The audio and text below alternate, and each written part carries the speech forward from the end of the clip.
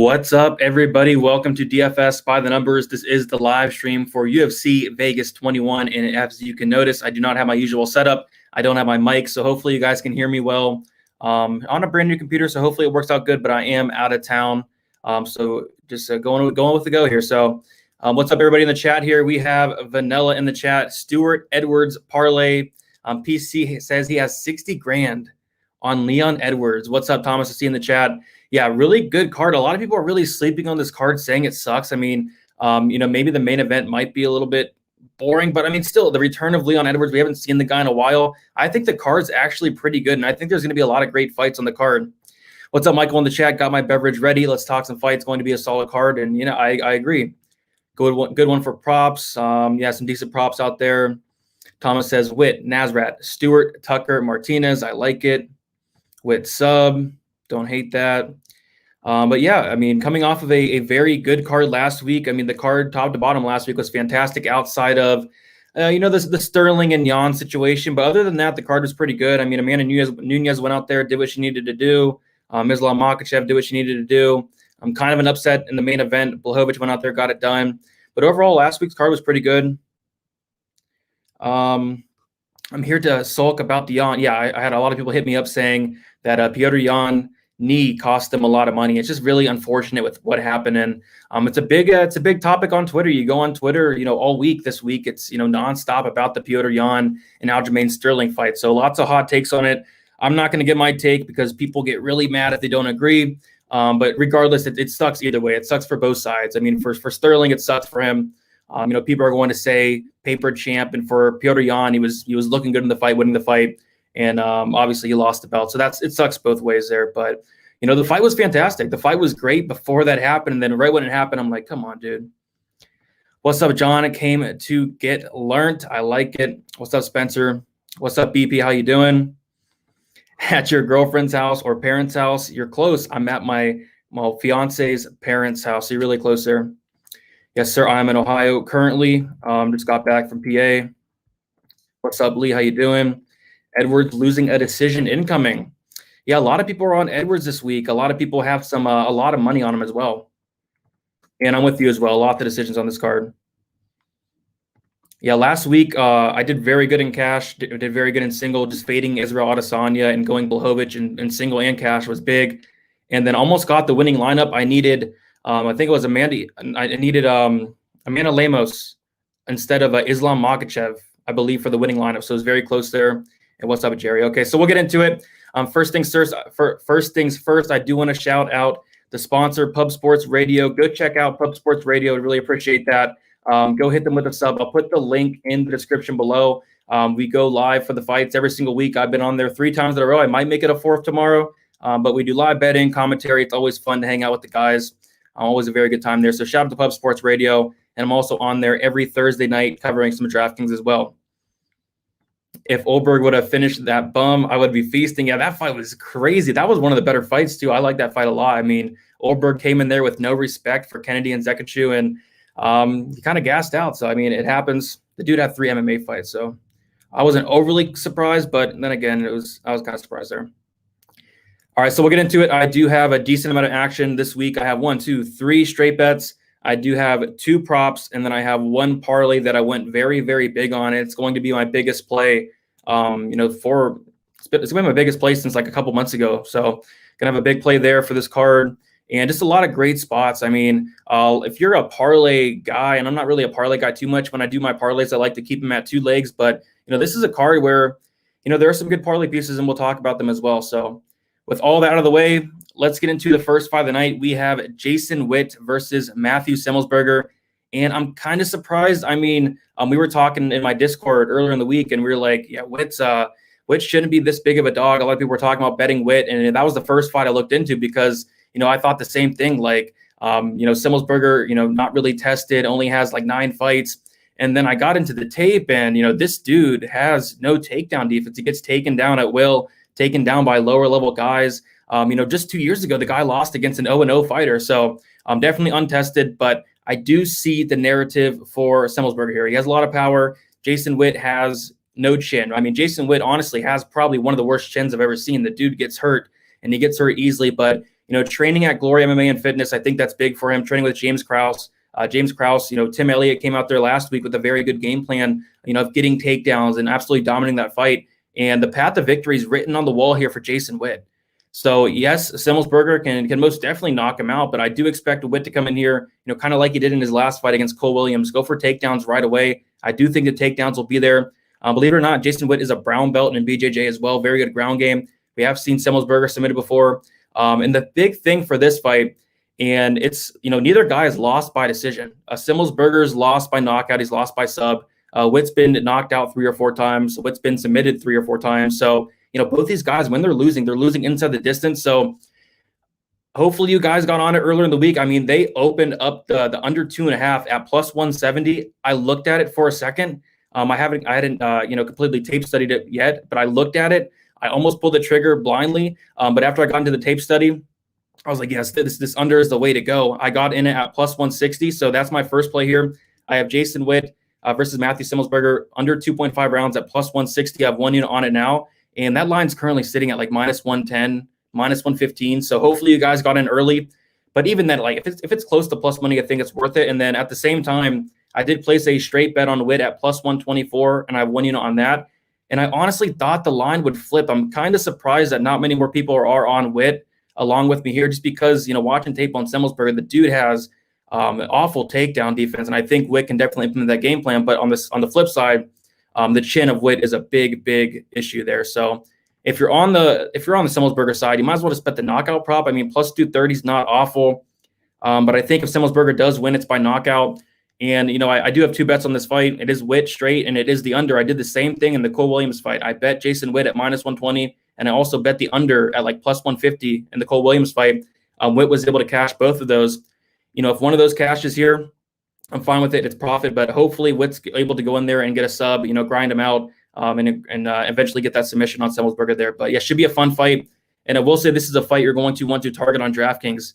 More than likely going to be a finish, whether it is a Semelsberger knockout or whether it is Witt going out there getting takedowns, getting control time, and possibly finding a sub. I think this fight is extremely important on DraftKings. First fight of the night. Should be semi-low owned, but this is such a fight you want to target here. So I'm really looking forward to it. Great first fight of the night, but give me Witt to get it done here. How long is your cast? It's gonna be about an hour tonight, hopefully.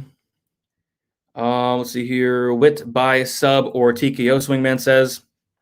Yeah, I mean, either can happen. I'm more so with the sub prop, but I can see a TKO ground and pound. Let's see here.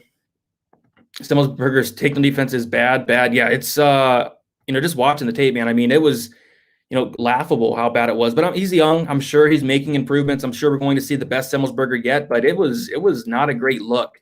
So unless he's made an improvement, he's gonna have a really rough night here. But on the flip side, I do get it. Witt has no chin, so I get both sides here. But I do like the Witt side of plus money. Andy Randy in the chat. Hey buddy, rushed in and glad I'm here. Left everything else for later. Appreciate that. Just for an hour to listen to the great commentator and Brady. Really do appreciate that, Andy. Thanks for hanging out. Semelsberger plus 100 with the KO. Yeah, there you go. Semelsberger definitely live for that KO there. And Witt going to get clipped, in my opinion. Very possible. But that's why I have that under, man. If he gets clipped, that's fine. I got plus 160 on the under. The under seems like a better bet than either of these fighters. Flat, yes or no? I'd say, yeah. I'd say the under's a pretty good way to go. Whether it is Witt getting the sub, TKO victory, or whether it is Semelsberger getting that knockout, I think both sides are pretty likely, and I do think this fight finishes. Yeah, I mean, I think that's fine, but I did do the under just in case. MMA Mills, what's up? What's up, Shady Brady? What's up, Mills? How are you doing? Taking underdog Witt to start off my night, says MMA Genie. Let's see here. I'm on 11 fights with you, bro. Witt including. There you go. That's a lot of fights we're the same on. Semelsberger's base is where I couldn't. I mean, I do think he has some wrestling background. I heard he was a football player, but just watching tape, I really couldn't have told you that his base is wrestling. Like, not at all. Like, he gets taken down with ease. I'm on Witt. Bet your lunch money plus 110. Yeah, well, Semelsberger looked great at weigh-in. So I saw the fight that someone posted in the Discord. What a shame that was. What fight are you talking about, Lee? Witt looks soft for me. I mean, yeah, the dude's 34 years old. Clint from the Die Hard MMA podcast. What's up, buddy? Brady, what's up, bud? The dogs are barking again.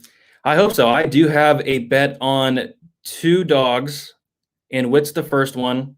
But yeah, I do think the dogs can potentially be barking. And, like I said earlier, this is a decent parlay card, but really pick your spots. There's some of these big favorites that are definitely capable of breaking your parlays, like a Jourdain, like a Ronnie Yahya, just guys I wouldn't really trust in those parlays, like a Jonathan Martinez even. So be careful with the parlays, but the dogs very well could be barking, and the dogs have been barking in all 2021. 10 units on Edwards. Good luck to you there. Bilal got his legs chewed up 4 weeks ago. That is very true. So, all right, so we'll get to the next fight here. We have Gloria De Paulo versus Jinyu Frey. And yeah, I like De Paulo here. I do have a bet on her. I got her at -162, and I have 2 units on it. And basically, I mean, I like De Paulo. I like what she brings to the table. Very young fighter. I'm training with a good training partner, Mara Buena Silva, which is, they're dating, so they're with each other a lot. I think that's very good. We just saw Buena Silva look pretty good in the last fight. Training at a good camp as well. Young, going to be improving each and every fight. And, it's basically a fade on Jinyu Frey for me. I don't think she's that great. I mean, she's 35 years old, getting up there in age. She's not going to be making any improvements. She's an atom weight, fighting at 115 pounds. She's landed 26 significant strikes in each of her fights. 26 against Kay Hansen, 26 against Luma. She hasn't landed more than 30 significant strikes in her fight. Like, how's she going to win this fight? I guess the only concern I'd have is Frey maybe taking De Paula down, but De Paula's takedown defense isn't awful. I know she's been taken down in the past, but that's going to be improving each and every time out.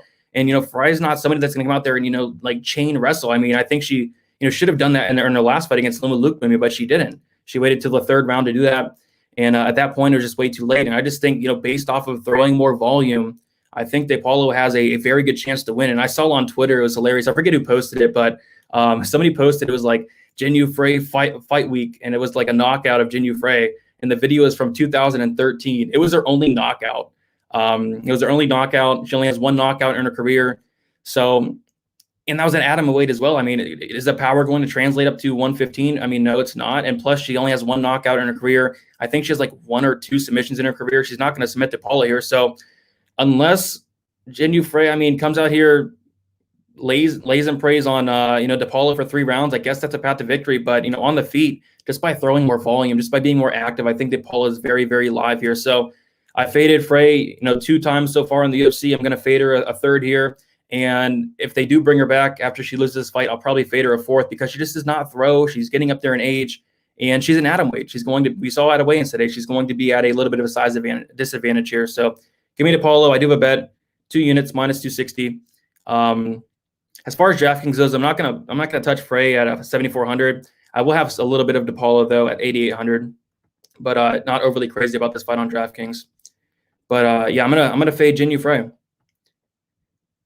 Let's see here. I got Witt to finish in the 3rd round +1,200. Don't hate that. What's a good 3-fighter parlay? We'll talk about that at the end. Frey is too small and her stand-up is amateurish. I mean, her stand-up is decent, but it's just she doesn't let her hands go. I mean, how are you going to win fights if you don't throw? Yeah, I just mentioned, like, I'll play some De Paulo in DraftKings. I'm not going to go crazy on it. I do think it can be kind of a slow-paced fight, but I do think the upside is with De Paulo there. What's up, Max? Amazing content, Brady, following you from Costa Rica. I like that. Appreciate that there. If UFC ever does a calendar, Frey and De Paulo need to be in it. I 100% agree there. War Frey. I mean, hopefully she brings the war, man, but she's been, not been looking too good. What's up, Vince? How you doing? Have not heard much about Frey, but based on the record, De Paula is better, I hope. Yeah, her record's sketchy. Her opponents are sketchy. Her losses are sketchy, but, she's making improvements after improvements, training at a good camp, good training partner, and just not sold on Jinyu Frey. And I do think she's on a really big decline. -200 probably. Yeah, probably too steep. I mean, making her UFC debut, getting that Contender Series bump, I get it. Probably a little bit too steep, but I do like the -162 I got, honestly. Frey's volume is too low, exactly, and De Paula is too big to be controlled, in my opinion. Yeah, and her ground game is, like, not bad. Like, she's decent off of her back if she does get taken down. Value on De Paula for sure. But, yeah, like McNulty, believe I'm pronounced that. Yeah, it probably is a bit too steep at -200 at this point, but I do like the -162 I got. Hit the like. I agree. 180 watching. Yeah, we killed the likes last week. Martinez and Edwards to finish off a massive parlay. Also, what up, Magini? Slow down on the chicken and rice family. I like Jonathan Martinez by TKO KO.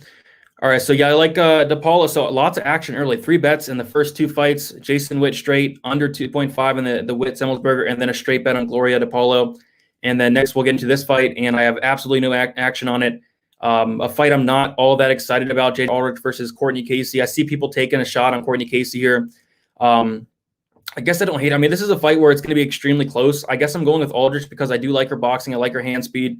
I do think she's going to be slightly better on the feet, but, Casey's going to be coming forward. She's going to make this a very close fight, maybe clinch up with Aldrich.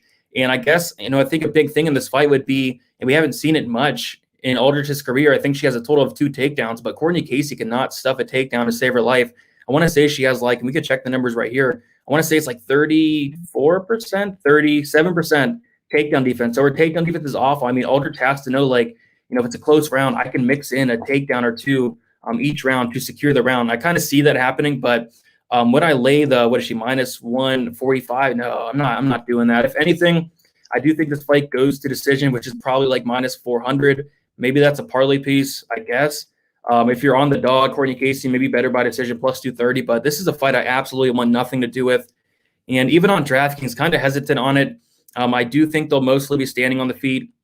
Maybe Aldrich mixes in takedowns a little bit, but I just don't really see this fight scoring all that well. So I will say it's going to be low owned. For that reason, I have a little bit of interest, but it's just really hard for me to get there personally. The pick's going to be J.J. Aldrich, but, laying minus 145 on J.J. Aldrich in a really close fight, not all about that. So who do you guys got in this fight? Anybody taking a shot on the dog? I think Casey's live. I do think this is closer to 50-50, so maybe there is some value on the decision prop for Casey at plus 230. It's just not something I, want to lay my money on personally. I mean, Courtney Casey is 9-8 in her career. So if she loses this fight, she's going to be 9-9. So just not interested, honestly. The fight's a pass. Yeah, this could be the biggest pass on the card for sure. I don't know how anyone could bet Casey. I'm with you there. Let's see here. What's up? Hey Grady, it's Brady, but you were close. I don't watch your live often, but wanted to say thanks for all you do and bring who you are. Appreciate that a ton. I put a couple bucks on, Casey by sub plus 850 armbar offer back. That's not a bad look. I want to say she's a brown belt in BJJ. Obviously, it's very unlikely, but armbar from guard. We've seen it happen time and time again in women's MMA. What's up, Carlo? Casey all day. There you go. Casey has lost 5 of her last 8. Yeah, she loses quite a bit. Pass, I agree. Casey has fought the better competition. That is true, but it's just not something I want to. Yeah, there you go, Brady. I got you. All right, so remember many people being on Granger and Yoder wins. Surprise.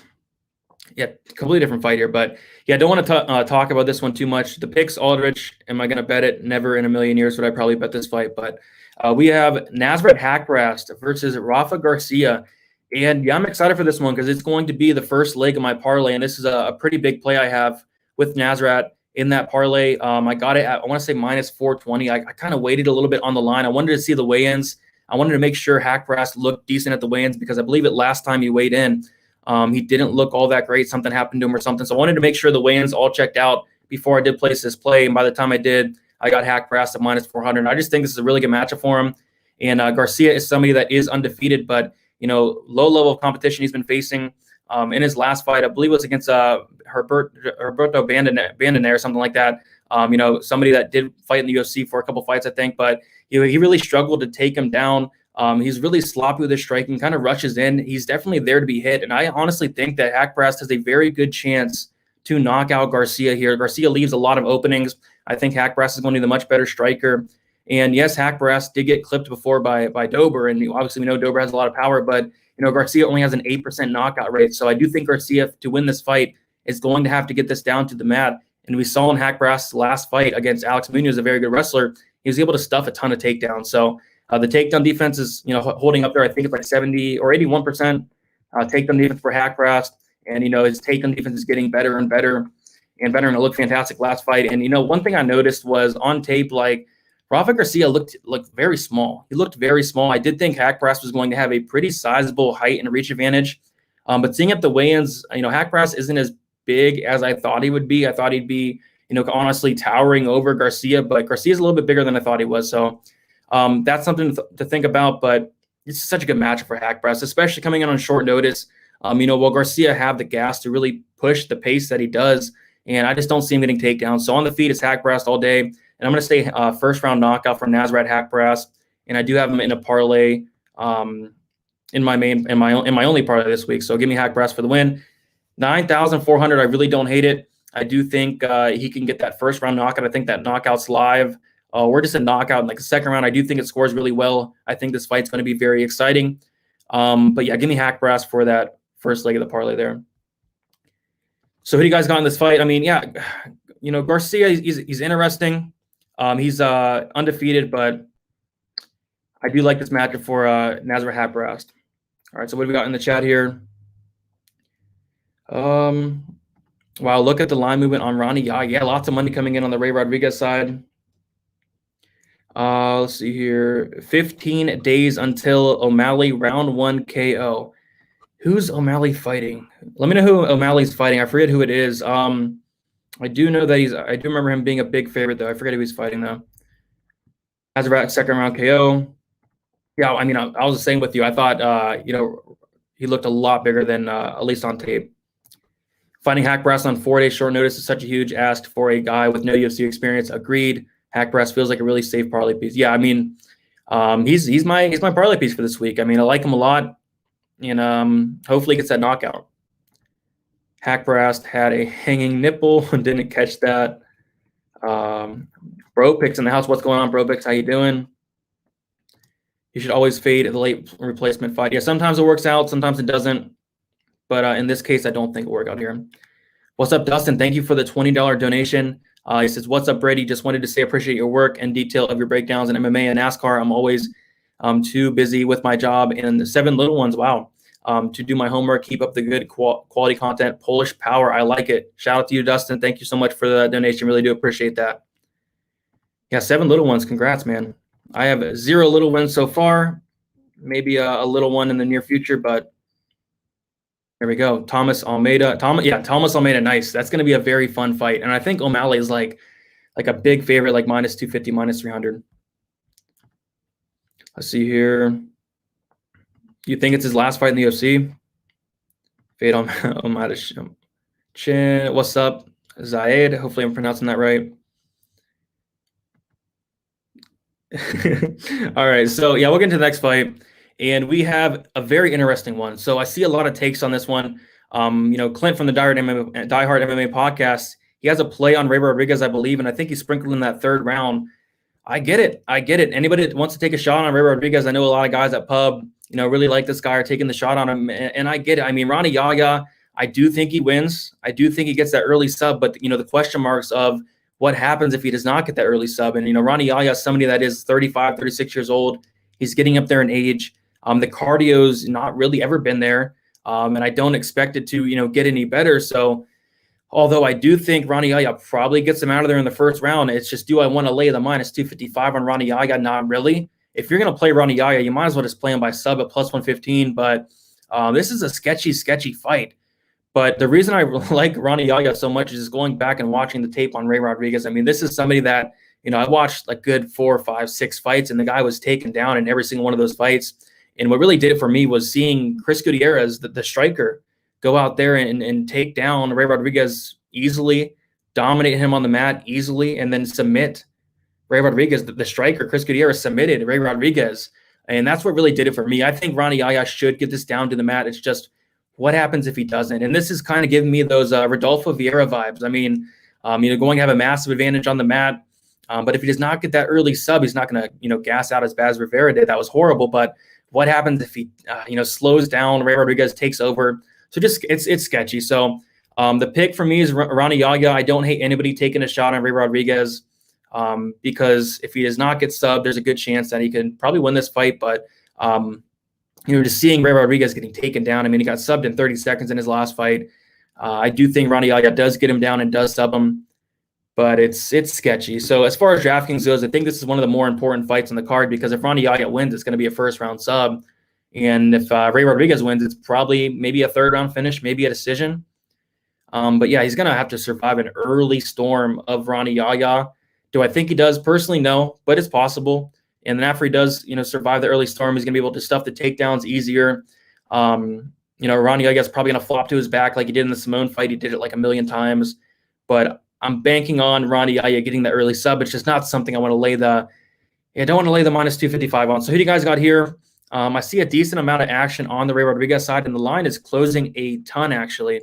Ronnie Yahya opened at minus 325. He's now minus 255. So the money is flooding in on Ray Rodriguez. And I don't hate anybody for it, but I'm going to take the Ronnie Yahya side personally.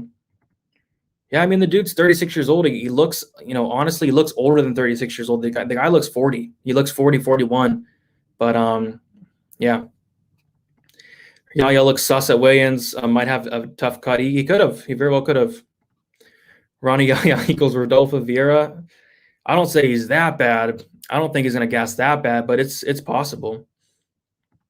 And he says, Brady, this is the first fight I disagree on you with. Not really disagree, but I feel like Rod can KO him as he KO'd, subbed, the Jimmy Flick. Yes, he did knock out Jimmy Flick. So, yeah, I can see it. I definitely can see it.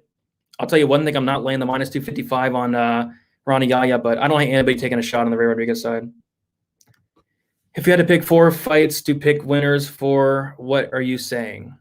If I had to pick 4 fighters that are going to win the fight, Haqparast, Hill, I guess Jonathan Martinez, and then Leon Edwards, if I had to pick 4.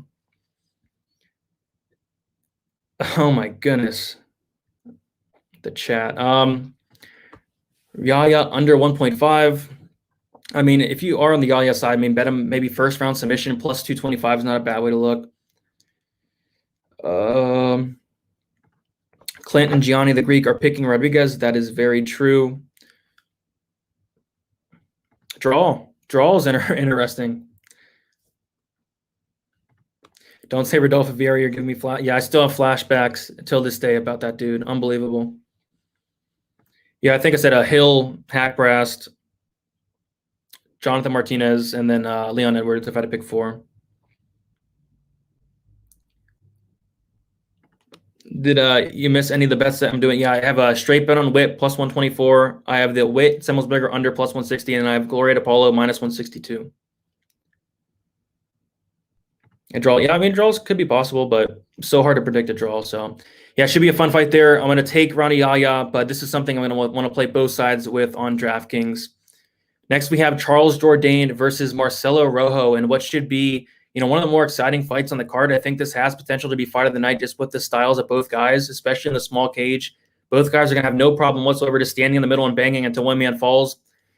I'm going to take Jourdain, but I really don't feel confident in it. I mean, how could you? I mean, he went out there as like a minus 400 favorite, minus 450 favorite against Josh Kulabau in his last fight. He almost gets knocked out in that first round. And Rojo, he is coming up a weight class. He's going to be the smaller guy, but the guy packs power. The guy's exciting. He's fun. So although I do like Jourdain, I really don't like the price at minus 240. And the line is closing down a little bit. But I do have a bet on this fight. So both guys are decent finishers. Well, really good finishers, actually. Jourdain has a 100% finish rate. The guy's never won by decision, 70% by knockout, 30% by submission, and he has a brown belt in BJJ. Marcelo Rojo, 88% finish rate, 50% by knockout, 38% by submission. Decent submission game himself, but he does leave a lot of openings, and Rojo has been submitted 4 times. So what I was thinking was I think that the Jourdain sub is pretty live here, plus 500. It was like plus 650 last night or so, or 2 nights ago. I was looking at it. Probably at this point not pulling the trigger because I already have action on this fight, but I think the sub's kind of live. Jourdain hasn't had a takedown yet in the UFC, but he could get one here, even like a club and sub situation. But yeah, he has no submissions in the UFC. He has a couple submissions prior to the UFC, but we haven't really seen it. But he has a brown belt nonetheless, so I think the sub's live. But the bet I have on this fight is going to be the under. I like the under quite a bit here. 2 guys that are just going to stand and bang until one man falls, basically. So let me see here. I have the under 2.5 at plus 100. 1 unit on it. Got it extremely early. Once I saw that, I had to jump in. I think somebody gets finished here, whether Rojo does clip Jourdain, get him out of there, or whether, Jourdain does knock out Rojo or maybe even submit him. So give me the under. I think this is going to be an absolute war, and I think someone's going to get finished here. So do you guys like in this fight? I wouldn't recommend parlaying Charles Jourdain. I mean, the dude's just not really trustworthy. But the pick Semi Jourdain for me, just more experience, the bigger fighter, but kind of sketchy. Jourdain is a fade. Don't touch it. Fade Jourdain. Jourdain is a fade. Everybody's fading Jourdain. Rojo did lose to John Castaneda. He did. He really did. Leading Rojo. Dude has nasty kicks. Played Rojo round 1 and 2 KO plus 1,400, plus 1,800. I have money on Jourdain last fight. I learned my lesson. Yeah. I mean, I thought he won that fight against Culibao personally, but I mean, he should have went out there and, dominated that guy. Unanimous fade. Both these cats are all-action fighters. I'm going to be heavy on both sides in DraftKings. Can't wait for this fight. Yeah, good point. Both sides on DraftKings for me, I think, as a pump play, Rojo is not the worst option in the world. The dude's fun. He's a fun fighter. 88% finish rate. And, the under 2.5 is what I'm on. Jourdain sub is an awful prop. I mean, I see a lot of sharp guys on it, man. I mean, Rojo's lost by submission 4 times. He's never got knocked out. He gives a lot of openings up. And like I said, Jourdain is a brown belt. So, I mean, it's possible. Probably not going to pull the trigger on it personally because it is, the line's coming down a lot. But I do like Jourdain here. Let's see here. I'm from the same region as Jourdain, and no gyms are open here. He trains in his basement. Don't bet him. Interesting, yeah. Did not know that. So if he is training in his basement, that's very interesting. Culibao was underrated. I don't know if he's underrated. Maybe. I guess we could have underrated him a little bit, but I think just Jourdain took him lightly is what it was. Danny, what's up? How you doing? Congrats on 10K subs. Appreciate that, Danny. 10K subs is a very good accomplishment there. Do appreciate that. Hopefully, I'll be on for the fights tomorrow. I'm not sure if I will be yet, but I've been on there the past 3 times. It's always a good time with you guys on there. Fade that Jourdain all day. Jourdain, but I'm thinking, passing is a good idea here. Give us a parlay for over-under. I mean, I wouldn't really parlay over-unders. But, you can parlay, I guess, if you want to. This fight under, Semelsberger, Witt under, Haqparast, Garcia under, and then the co-main event, Spann fight under. See value on fight doesn't go to decision. What is it? Fight doesn't go to decision is going to be minus 155. I mean, probably, yeah. I mean, I see value there. Minus 155 is not bad. A little late, but do you think Aljo is faking to force the DQ, or do you feel he was generally concussed from the knee? I'm not going to give my opinion about it. If you give your opinion about anything these days, you get torched. So I don't want to, deal with that. But, like I said, regardless, it sucks for both sides. For Aljo, it sucks. For Piotr Jan, it sucks. For everybody, it sucks. I mean, I bet the over on that fight, which hit. But if I did have a bet on Piotr Jan, I would be very, very upset. And I'm sure, I feel for you guys. Like, that's a really bad way to lose there. Well, what's up, Brady? What's up, Big Show? How you doing? All right, so we'll get into the next fight. But like I said, that fight is probably, I think it could be fight of the night. I think it's one of the better fights on the card. And then speaking of one of the best fights on the card, we have Angela Hill versus Ashley Yoder, the rematch. I don't want to talk about this one much. I'm going to have 0 Hill on DraftKings. I'm going to have 0 Yoder on DraftKings. Complete fade for me. If you're going to play Hill, probably the decision prop minus 180 is the way to go rather than the minus one or minus 345. If you're doing a multi-leg parlay, I don't hate Hill in a parlay, although maybe the line is wide, but she should really win this fight. I mean, she's somebody that's improved her takedown defense in her past couple fights. If this fight was, say 3, 4, 5 years ago, I'd probably maybe take a shot on Yoder at this price, but just seeing Hill a ton of takedowns from Watterson, I think her takedown defense is up to par here. And Yoder, her wrestling's not great anyway. Her striking's not great. It's really Hill all day on the feet. So give me Angela Hill, 0% on DraftKings, both sides. As far as a bet, maybe I'll throw Hill by decision in a Hail Mary, minus 180. It's not the worst play in the world. Yoder's never been finished. This goes to decision. But really something you probably don't want to lay minus 400 on. I think there's better parlay pieces on the card. I don't hate it as a parlay piece, but I'd rather parlay somebody like a Nasrat or like a Leon Edwards. But give me Angela Hill for the win. Just not too excited about this fight, honestly. Let's see here. Minus 250 Jan in the rematch is nuts. He should be like minus 400. Wow, he's minus 250. That's interesting there. Last time I checked, I think he was opened up minus like 200. So yeah, money's coming in on Jan. What's up, Blaze? Good work, man. Appreciate you. I lost several hundred on the Jan fight. Yeah, it sucks, dude. It sucks. Easy. Yeah, it's probably easy money, but it's probably like minus 300. Hopefully Hill can get these judges on her side. Yeah, I mean, I thought Hill won her last 2 fights, arguably, but yeah, they were close. Can't complain too much, but they were close. This fight, I don't think is going to be close. I'd be kind of surprised if it was, but we got Yoder 8-second submission round 1. Probably not. What's up, Dom? How you doing? I think the Hill KO might be possible. It could be, just because she's been making improvements and they fought before, so she might get to it quicker. It took a shot at plus 500. Not the worst play in the world. I mean, she's gonna have a massive striking advantage, tons of volume. I don't hate it. Any DraftKings fade over 9,000? Yeah, I'm gonna be fading Angela Hill completely, and I'm looking at not having much Jonathan Martinez. So those are my 2 that I'm not gonna have much of. Yes, but Aljo is the most hated person in MMA right now. I'm sure he probably is. A lot of people are upset with him. Anthony Smith kept his honor. He sure did. What's up, Tayo? How you doing? All right, so we'll get to the next fight. Enough about Hill and Yoder.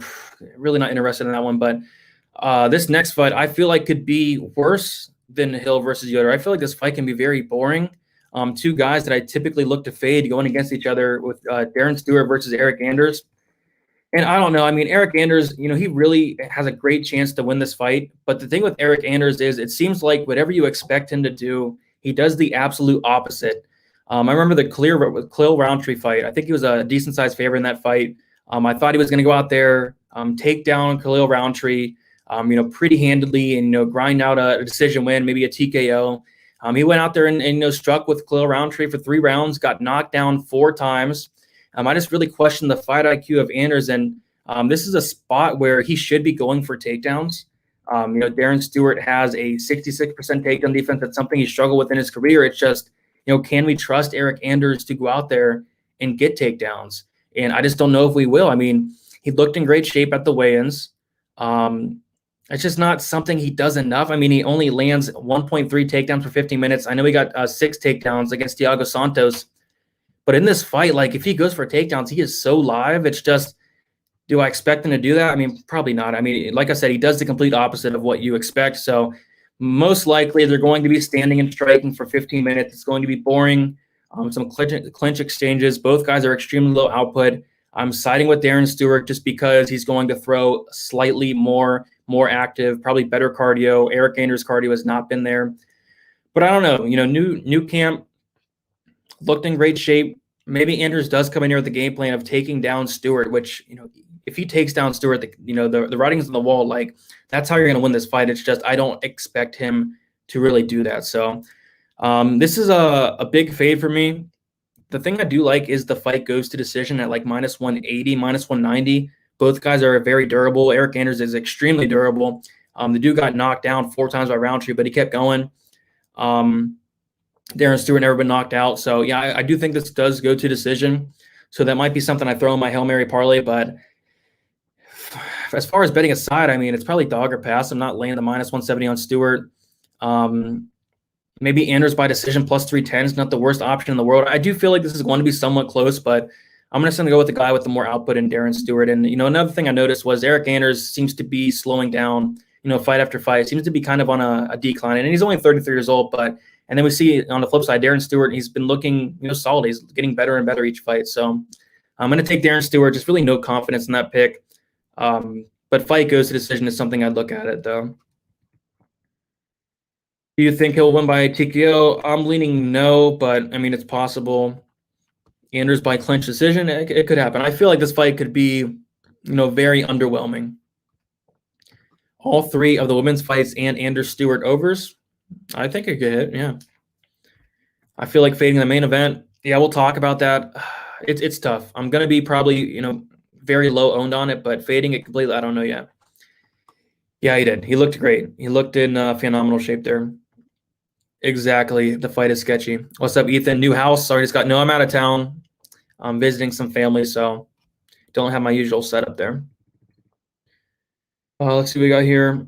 Anders left his family to take training serious. Wow. So he has a stronger takedown defense and can seal close rounds with takedowns. Interesting there. Yeah, I mean, if he goes for takedowns here, he's very live. But do I want to pull the maybe, you know what, Anders by decision is interesting, plus 310. But other than that, I really want nothing to do with this fight. I mean, I used to really like Anders, but he gets exhausted and overwhelmed. I have a feeling Stewart might KO him. Really hard to KO Anders, but maybe. Anders has been working with Cejudo's wrestling coach for sure. He's going for takedowns.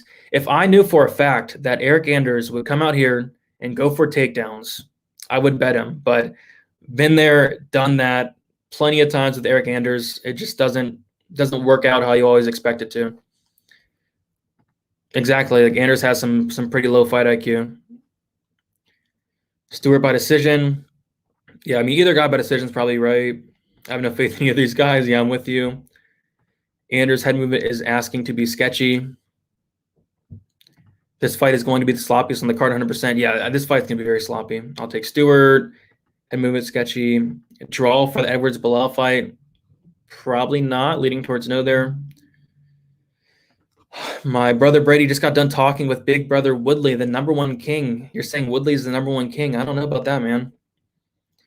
But congrats on the interview, dude. I got Stewart. All right, yeah. So yeah, very underwhelming fight. I expect maybe I'm wrong. Maybe it is a fun fight, but just two guys that typically look to fade. But I'll go Stewart, but I don't love it. All right, so getting to the next fight here, we have Manel Kape versus Matheus Nicolau, and I'm so excited for this fight. The line movement on this one's been kind of crazy. So as you guys know, I do like the Nicolau side. I was kind of waiting for some more money to come in on Manel Kape. I thought it would, but seems like the money's coming back in on the Nicolau side, and Nicolau is now plus 105. So I had to pull the trigger last night, and I did get Matheus Nicolau at plus 116, and I have one unit on it. And basically, like, you know, a lot of people forget about this Nicolau guy. I mean, this is somebody that, you know, used to fight in the UFC a couple of years ago. This guy went 3-1, you know, looked pretty impressive in a lot of his fights. Yes, he did get knocked out. Yes, he did get cut. But, you know, going back and watching those fights, like, this guy has some really good skill set. His grappling's fantastic. I believe he's a black belt in BJJ. His wrestling's pretty solid as well. And his striking is actually pretty solid, decent amount of volume. And I really like what this guy brings to the table. And he also has power as well. Remember, he knocked down like Luis Smolka like 3 or 4 times. Like, I like this guy a lot. And then you got Manel Kape on the other side, which I do think he has a lot of upside. But he looked awful. I mean, he dropped the ball. We got to admit that he dropped the ball in his fight against Alexander Pantoja. And I did have a bet on Pantoja in that fight, but I bet Pantoja because I thought, you know, Pantoja would go for takedowns. He'd go for takedowns. I've seen Kape submitted. I've seen Kape stuck off his back. I've seen Kape taken down, lose rounds off his back. So I thought Pantoja would implement that game plan. But the funny thing is, he really didn't even need to. Kape threw nothing, and, you know, it's going back early into his career. That's what he does a lot. He's hesitant. He doesn't throw much. You know, even in his, you know, fights on the regional scene, he just does not throw much. So I do think the volume advantage is going to go to Nicolau. I think the striking's close. Obviously, you got to probably give Kape the striking advantage, but, you know, Nicolau's a solid striker. And of course, there's the worry about Nicolau's chin. Yes, he's been knocked out twice, but if Kape does not get a knockout, I'm really concerned. Like, does he win this fight if he's not getting a knockout? And, you know, this is a, you know, 125-pound fight. I mean, we don't see knockouts all that often, you know, outside of like a Davis and Figueiredo every fight, but 125-pound division, we don't really see knockouts, you know, all that often. Lots of these fights do go to decisions. So you're telling me that for Kape to win, he probably has to get a knockout? Is it possible? Yeah, but should he be, you know, a minus 120 favorite? Probably not. I think this line honestly should be flipped, or at least a pick 'em. I like Nicolau quite a bit in this fight. I think it's a very good stylistic matchup for him. But at the same time, could he get caught? Could he get knocked out? Absolutely. But if he does not, I think he can either win a decision or maybe even find a submission. I mean, Nicolau's ground game is legit. Like, his ground game is solid. Very good takedowns as well. And like I said, on the regional scene, I have seen Kape taken down, controlled on the mat. And, you know, Nicolau's a beast. So give me Nicolau here. I got him at plus 116. I kind of have a feeling that this line might flip. I mean, it's closing a lot, so I wouldn't be completely shocked if this line did flip by fight time. But yeah, give me Nicolau. As far as DraftKings goes, I think there's a lot of value at 7,500 for Nicolau on DraftKings, because if he does win, it's probably based off of volume, maybe some takedowns, maybe even a submission. But on the flip side, if Kape wins, it could be a knockout. The problem is if it's not a first round knockout, I'm really, worried about the ceiling of Kape. Maybe he doesn't throw much at all in the first round. Maybe he does find like a second round knockout. Will that be enough for optimal? Maybe, but just the output of Kape is not something I like. And I do expect him to make major improvements or at least bounce back from his last fight against Pantoja. But just seems like such a winnable matchup for Nicolau here. So I'm going to take a shot on the dog, as I do think he probably should be favored because outside of a Kape knockout, I do think that Nicolau gets it done. So if you're on the Kape side, KO plus 305 is not the worst option in the world. Nicolau's been knocked out in both of his losses. Nicolau's never lost by submission. Kape's not submitting him. Nicolau's never lost by decision. Or even the under is not a bad look as well. I think the under is, I want to say like minus 120, minus 125. It's not a bad look as well. But ultimately, I'm going to take Nicolau for the win. But should be a very fun fight, I hope. I mean, I thought Pantoja versus Kape was going to be fun, but no, that was the worst fight on that card just because Kape just didn't throw anything. So, yeah, give me Nicolau to get it done. Really looking forward to this fight. And an interview with Woodley, who cares? Kape was thrown to the wolves in his first UFC fight. I think he redeems himself here. Yeah, the problem with that is, I would consider Nicolau the wolves as well. I think Nicolau is a very good fighter. And yes, Pantoja is decent, but Pantoja outstruck the guy, which, was pretty weird to see. I thought Pantoja would implement that ground game. I hope Luque retires Woodley. Yeah, this could be Woodley's last fight if Luque does knock him out here.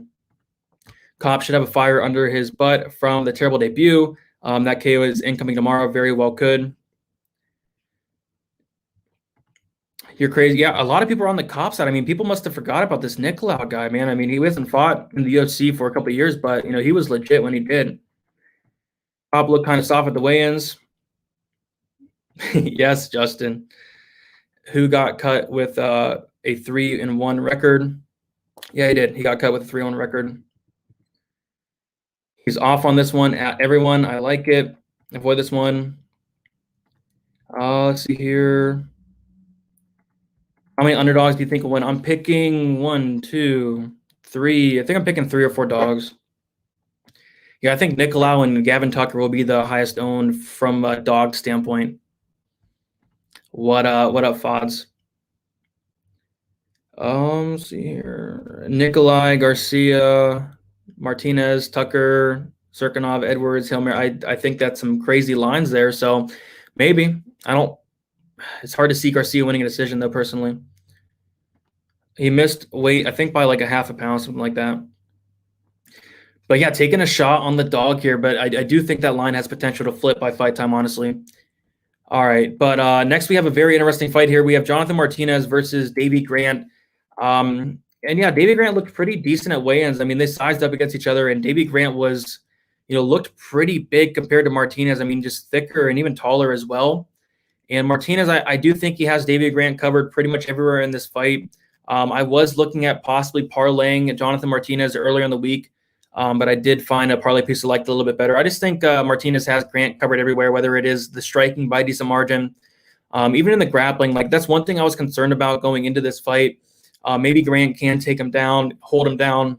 But even then, like, Martinez has shown a pretty solid ground game off his back. He's able to get reversals and sweeps. He does threaten with submissions as well. And, not really a submission guy, but Davy Grant's been submitted 4 times. He leaves a lot of openings. He gets tired. He's never lost by decision. He's never lost by knockout. But he's been submitted 4 times. So that is wrong. That is a 4. But, yeah, so he's lost all 4 times by submission. And Jonathan Martinez does have a 15% submission rate. So, yeah. I don't know. I think Martinez wins here. It's just, do I think he wins by knockout? It's just, I'm more so leaning towards a decision for Martinez because Davy Grant has a very good chin, but I don't think a submission is the craziest outcome in the world. It's sitting at plus 900 just because Davy Grant, he's never lost by knockout. He's never lost by decision. And Martinez does show a decent ground game. So I think submission is something to look at plus 900. Maybe I'll sprinkle a little bit on there, but I'm going to say Martinez by decision. As far as Draftkings goes, I don't like the 9,300. I'd rather play Haqparast. I'd rather even, play like a Leon Edwards. I'd rather play a Jourdain. I'd rather play a Ronnie Yahya. So I'm not going to probably touch the Martinez all that much in Draftkings, but I do think he wins. Maybe I'll throw him in a Hail Mary parlay. As far as Davy Grant on Draftkings, that's probably where I'm more interested in because if he does win, it means he's getting takedowns, he's getting control time, and maybe he finds a submission. So on DraftKings, it's probably a dog or pass there at 6,900, but I do think Martinez gets it done. I wanted to see the weigh-ins because Martinez has struggled with that weight cut, but he does, everything seemed to check out. So I do think Martinez wins, but not going to parlay him personally, but I might throw him in like a Hail Mary. I think he's fine. Martinez, easy. Yeah, I think this is a very winnable fight for him. Let's see here. He came back after an hour in the sauna and made weight. Big time fade. Oh, did he? He came back and made weight? Yikes. Yeah, I did see that he missed weight by half a pound. I didn't know he came back, though. I've got a bunch of haters in the chat. Keep talking. He will knock out Luque. My brother's Woodley is a great fighter, better person. I don't know, Jeannie. I think I got Luque there. Martinez is legit. Yeah, I think Martinez is legit. I mean, he's young. He's improving at a great camp. He's working on that takedown defense, working on that ground game, and his striking is getting better and better, and it's fantastic. So, exactly, he's good all around. Sprinkle on Martinez, third round KO. I don't hate that. Does Grant have any path to win? I'd say Grant's path would be getting takedowns, getting top control. But even then, it's kind of hard to see because I've seen Grant like reversed easily by guys like Gregory Popov. So, yeah, I mean, it's just hard to see. So, yeah, parlay piece. Yeah, I'll throw him in my Hail Mary more than likely. Martinez inside the distance. Yeah, I mean, Grant did get that knockout win in his last fight, but he is 35 years old, and you're right, Martinez is on the upside here. Why do you have any confidence in Nasrat? Have you watched any tape on his opponent, Rafa Garcia? I mean, I think it's a great matchup for Haqparast here. All right, so we'll get into the next fight, and this could be the best fight on the card. I like both guys. Big fan of Dan Ige. Pretty big fan of Gavin Tucker as well. And I don't know. I feel like this fight's going to play out so close. I'm going with Gavin Tucker, but really not much confidence in it. But I do know that it probably does look somewhat close. It probably does go to decision. So I do think it's 50-50. But I think a big aspect in this fight is probably going to be those takedowns from Tucker. I'm going to be interested to see if he can go get those takedowns because his takedowns and his wrestling's been looking fantastic, but it's against guys like Justin James, guys like Billy Quarantillo. But at the same time, like Dan Ige has been taken down before. He has been stuck on his back, and Gavin Tucker is, a legit BJJ black belt. So on the feet, I do think it's close. Dan Ige probably, going to throw the harder shots. Tucker's probably going to bring the volume. Dan Ige definitely has the durability edge. But I just see this fight being 50-50. So I'm going to take the dog here. I'm not going to bet it as of now. If the line keeps getting wider, I'll take a shot on Tucker. But as far as DraftKings goes, I think Tucker will be one of the highest owned dogs on the slate, and for a really good reason. $1,000 savings off of Dan Ige there at $7,600 for Tucker. And I like that a lot because I do feel like this fight should be lined like 8,200, 8,000, maybe in favor of Ige because he has fought the better fighters. But Gavin Tucker, he is 34 years old, but this is the prime of his career. We have never seen Gavin Tucker look this good ever. So I think if he's going to make a run, it's got to be right now because he's 34 years old. He's really running out of time.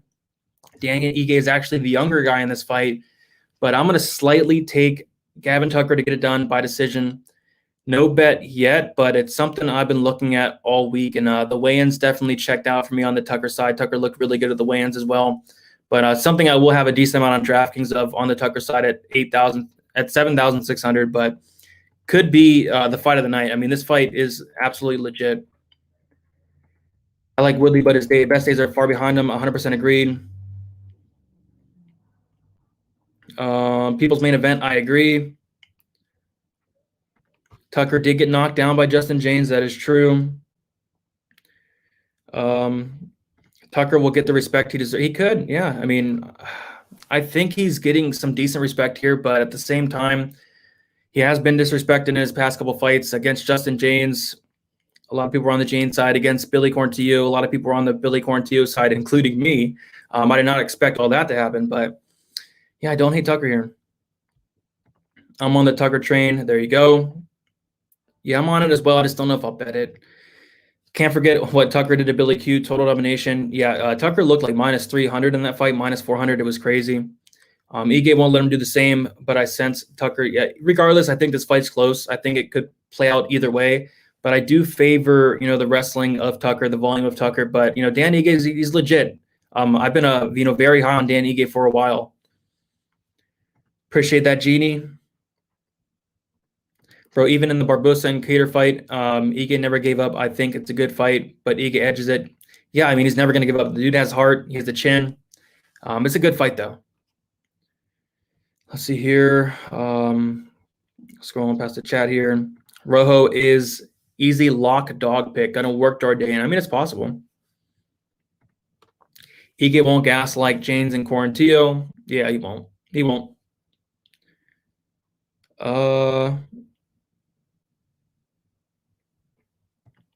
Yo, DFS, what's up, God? How you doing? Islam by sub plus 185. You know I called. There you go. I changed my Jan bet to fight doesn't go to decision for minus 115 instead. There you go. Good job there. Shout out to God. I like Tucker as a dog. Yeah, I like them both, but I haven't bet Tucker yet. I'm waiting for the line. If the line gets a little bit wider, I might take a shot there. Pick your favorite guy and go with the decision prop on this one. Not a bad idea. All right, so we'll get into the co-main event. If you guys could please hit the like button. We have 260 people in here, which is awesome. I mean, this card is kind of lackluster. I think it's good personally, but maybe I'm a weirdo or something because a lot of people are crapping on this card. So shout out to you guys. If you guys can hit the like button, would really appreciate that. Hit that sub button. Always appreciate it as well. I'm going to be getting out my betting breakdown video hopefully sometime early tomorrow. And then I'll be getting out my bets on Twitter and Instagram. Mostly have all my bets in. I might throw a little bit of sprinkles on some props, but mostly got everything all out of the way there. All right, so we'll get into the co-main event, and I'm so excited for this fight. This fight is going to be fun, and it's going to, not last long, but for as long as it lasts, it should be fun. And this is going to close out my parlay. So I have a pretty big play here. I have this fight. I have Misha Cirkunov versus Ryan Spann. Fight doesn't go to decision, minus 400. Parlay with Nasrat Haqparast to win, minus 400. For a total of minus 178. I have 3 units on it, and this is one of my biggest plays since, a couple months.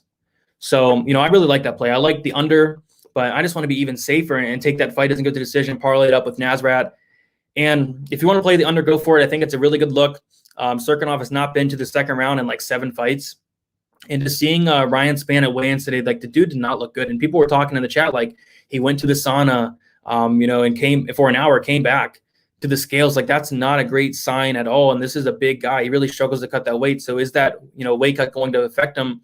I'm leaning towards a strong yes, because this is a guy that gasses out regardless of a bad weight cut or not. It seems like he slows down in a ton of fights. So I like Cirkunov here. Even after watching the weigh-ins, I like Cirkunov even more.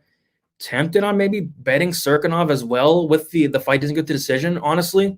I've not done it yet, but I'm looking really hard at it. And as far as the fight goes, I mean, Ryan Spann, not many people have tried to take this guy down in his career, but when they do, like he gets taken down fairly easy. He has a good submission game himself, but obviously Cirkunov's on a whole other level.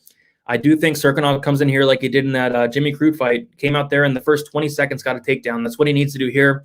And then I think the fight should be over shortly after. So give me Cirkunov round 1. Give me Cirkunov round 1 sub. Give me all the Cirkunov on DraftKings. It's going to be like 60-40 in favor of Cirkunov here. I'm going 100% in on this fight because I really don't see it leaving the second round there. And if you guys have access to the FanDuel Sportsbook, they have fight does not start round 2 at plus 140. And everywhere else it's like minus 110. So go check them out. That line's, I mean, FanDuel always has some lines that are kind of sketchy or off, and that line is definitely off there. Fight does not start round 2 is plus 140. But yeah, the under is fine here. Fight doesn't go to decision as a parlay, is a very good parlay piece. And I do like Cirkunov. Maybe Cirkunov round 1 is something to look at as well. But yeah, I like Cirkunov here. So definitely, fading Spann. I'm not a big guy, a big fan of Spann and regardless, but after seeing the weigh-ins, my confidence on the under went up. My confidence on the fight doesn't go to decision went up. And my confidence on Cirkunov went up. So Cirkunov round 1. And like I said, I do have a parlay, 3-unit play on Nasrat Haqparast parlayed with this fight to not go to decision, minus 178. Laying the chalk there. I like that parlay quite a bit. So what do you guys have in here? Anybody think this? Anybody think Spann wins? I mean, a lot of people are picking him, but I don't know if people are going to still be picking him after the weigh-ins. It's just not a really good look. Spann looked bad at weigh-in. Cirkunov round sub. I like it. How is Danny get the favorite? I put $500 on Tucker. I also have $1,000 on Hill and Martinez. Good luck to you there. Appreciate that, God. What's up, Rogue Shrummer? How you doing? Yeah, I don't think Spann's that good, honestly. I think, from a skill standpoint, Cirkunov is the much better fighter, and it's not even close, but Cirkunov does have those chin issues, and Spann does hit hard, so solid bet. I sure hope it is. Yes, Spann just has that power. I agreed. Not much volume. Ryan Spann coming through here. Cirkunov is too small here and needs to be more active. You're talking about fighting? Yeah, he does probably need to be active, but he looked decent at weigh-ins. I think he'll be fine.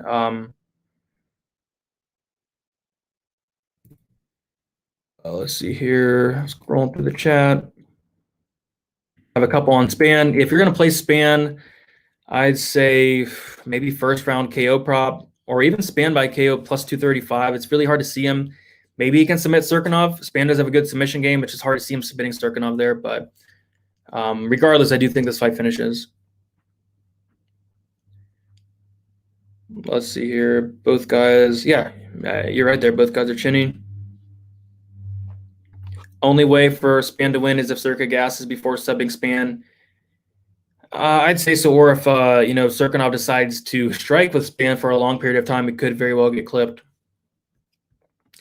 Usad has definitely never tested Cirkunov. You're probably right there. All right, so now we'll get into the main event. Not the most exciting fight on the card, but I am excited to see the return of Leon Edwards. We haven't seen him in about a year and 7-8 months. But I do think this is a good matchup for him. Is the line off? Maybe it's a little off. I do think it's going to be close in a way, but Leon Edwards is going to be a big step up in competition for Belal Muhammad. Going from Diego Lima to Leon Edwards, it's big. And seeing the weigh-ins, Edwards looked fantastic on the scales. Edwards is somebody that's not really high output, but he makes up for it just not getting hit. His striking defense is fantastic, very hard to hit. He's long, he's rangy. He's going to be the bigger fighter in this fight as well. I guess the one concern coming into it that I had was the takedowns of Belal Muhammad. We saw him, try to get takedowns in his last fight, and a ton of them against Diego Lima, and he didn't get any. If maybe he got one, but Lima was able to stuff those. But the takedown defense of Edwards is very good. The get-up game of Edwards is very, very good. And maybe Muhammad does take down Edwards, but, good luck holding him down. So I'm going Edwards here. I'm going Edwards by, I want to say either a late stoppage or by decision. But Edwards will more than likely be in my Hail Mary parlay. And I do think he does win. It's just a big step in competition for Belal Muhammad, going from guys like Diego Lima to Leon Edwards. And, Edwards I do think is legit. Yes, that layoff is concerning, but he looks like he's in shape. He looks like he's ready to go. And I do think this is a pretty solid matchup for him. So I'm going to take Edwards. As far as DraftKings goes, this is where it gets tricky because Edwards typically does not score all that well on DraftKings. But you got to think it is 5 rounds. Maybe Edwards, mixes in a takedown or two. I do think that's possible, actually. Maybe Edwards, gets some control time. But 5 rounds to work with. I do think he can possibly hit value here. Maybe get on the optimal lineup. It's just not overly excited about it. So I'm not going to go crazy on it. Maybe I'll have like 30% Edwards, 35% Edwards. I think he's fine in cash. I definitely have the Edwards in cash. But as far as the tournament upside goes, I'm not overly high on Edwards in this spot just because he just doesn't do much and he's not really a finisher. But I do think he does win. So, yep, give me Edwards for the win. Like I said, probably a Hail Mary parlay piece for me. Let's see here. I missed the Witt fight. I have the under in that fight, and then I have Witt straight plus 124. Exactly. He does not throw at all. But Edwards doesn't really have good cardio. His cardio's decent, but you're right. He does slow down, actually. Got Edwards minus 250. Got to lay the chalk. He's better everywhere. I agree. I think they have similar skill sets, but I just think he's better everywhere.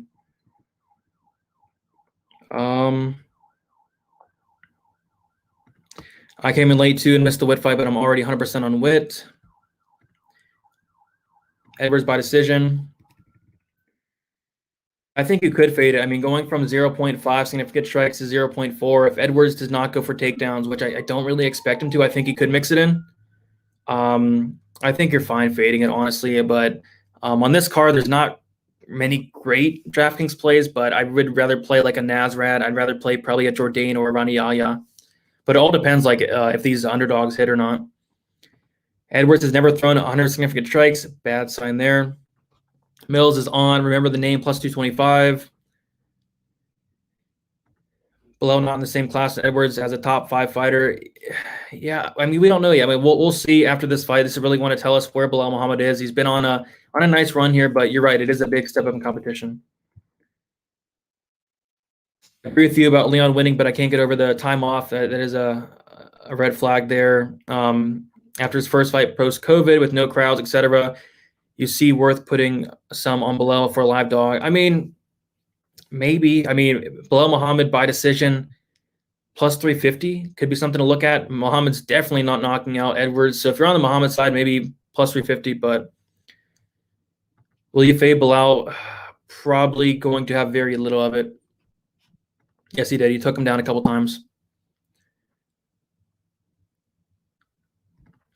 LOL Brady evaded my questions by saying, I'm just going through the chat. I'm just curious which cappers do this full time and how they balance with the. What was your question, Rafi? Edwards by pretty much any way he wants. He's literally better at any aspect of MMA. I like it. You're good. DFS, do you bet every fight card? Do I bet every fight card? Yes, I do. Do I bet every fight? No, I don't. I'm relaxing on this one. Feels like a snooze fest coming. The card as a whole, maybe there are some snooze fest fights, but I do think there's some exciting fights like your Jourdain Rojos, like your Ronnie Yahya Rodriguez's, like fights like that. Cirkunov Spann should be fun. If you're in the States, like DraftKings Sportsbook, FanDuel Sportsbook, those are the two go-tos because you get so many great lines on those sports books. But I mostly use like Bet Online. Do you think a ring rust is real? For some fighters, it is. For some fighters, it's probably not. Do you have a full-time job? If so, how do you balance it with all the tape study? No, I do this for a full-time job as of now. And I also I went back to college to finish my senior year, so I'm about to finish college as well. So I got a lot going on right now. See what we got here. I really don't sleep. You'll see me up at 9 o'clock in the morning. I don't sleep, which kind of sucks, but it's what you got to do to get all this. It's a lot of work. It really is. Yeah, exactly. These low cards are usually the most fun. How many KOs do you see on this card? I don't see many KOs. I think I predicted like maybe 1 KO. I'm going to go 1 KO, actually. I don't see many KOs. I see a lot of subs, but I don't really see many KOs, honestly. Let's see here. What's up, Chris? How you doing? The Duplessis Giles fight got canceled. That's I was looking forward to that one as well. All right, so guys, I'm going to quickly recap my bets. I do have 1, 2, 3, 4, 5, 6 bets so far. I might add a couple more, but this is mostly going to be it unless I throw a couple props in. But Mateus Nicolau plus 116, 1 unit on it. Gloria de Paula minus 162, 2 units on it. Jason Witt plus 124, 1 unit on it. Witt Semelsberger under 2.5 rounds plus 160, 1 unit on it. Charles Jourdain, Marcelo Rojo under 2.5 rounds plus 100, 1 unit on it. And then my big parlay here, Haqparast parlay with the Cirkunov Spann fight does not go to decision. Minus 178, 3 units on that. So a lot of action. Really looking forward to the card. I think it's a great DraftKings card as well. Kind of challenging, but you got to pick the spots, target the right fights. It should be fun.